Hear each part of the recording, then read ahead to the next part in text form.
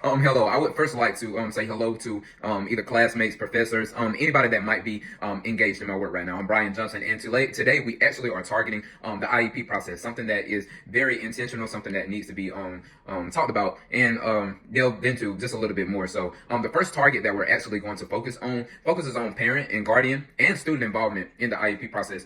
This is very critical because you don't want to leave anybody in any one of these standings out of this process. At the end of the day, all of this goes back to the student as a whole.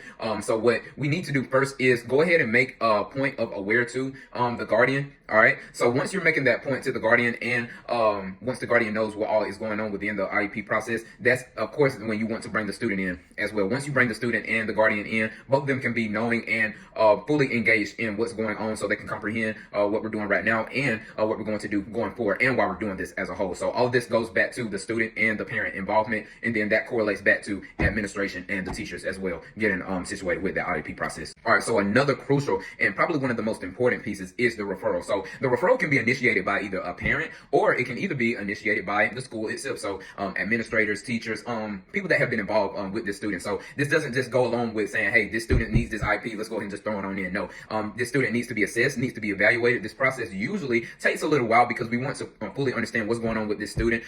Where did this begin? How is it going in this given moment with the student pertaining to their IEP or their SWD, whatever the case may be. So you can assess the student from years past, currently where they're standing with how they perform on homework, regular classwork, assessment. So you have to dive into that data deeply so you can see what's going on. And then once you have those interactions with that student, you test them a little bit more. You can see what their issues and their complications are. And then you can go ahead and proceed a little bit further with the referral, also with the student, the parent, admin, and the teachers. So then that allows for us to evaluate a little bit more. So the second point, or the third point rather, goes along with further evaluation. So with this evaluation, you dive a little bit deeper and you determine based on processes which can allow for us to define the student within the IDEA premises. So once we go along with those premises and we follow those lines and everything, that is when we're assessing the educational performances of the student. If we're not assessing where they're performing and how they're performing and how they react to certain information and the products of information that they're receiving,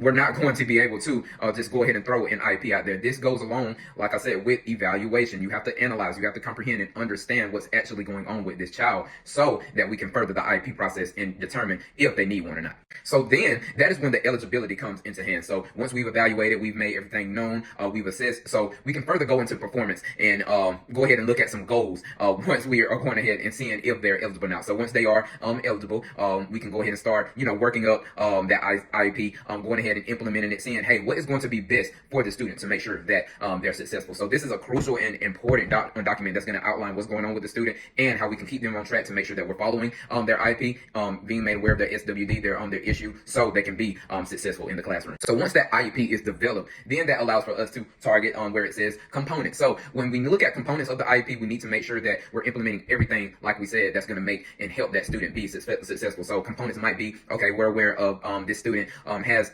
attention deficit disorder. So we might need to move them closer to the classroom. This is where the IEP will state. We might need to put them closer to the class, give them a little bit more time, make sure that the data that you are using is effective. So when you're using that data-driven instruction, you're placing them with the correct person that's not going to interfere with that condition. As always, making sure that all the tools are accessible in their test. So these are the components that are going to make up that IEP. So lastly, our two last points talks about expectations and making sure that those discussions are being had about ethical responsibilities and ensuring that professionals are adhering to IEPs correctly and in a correct way.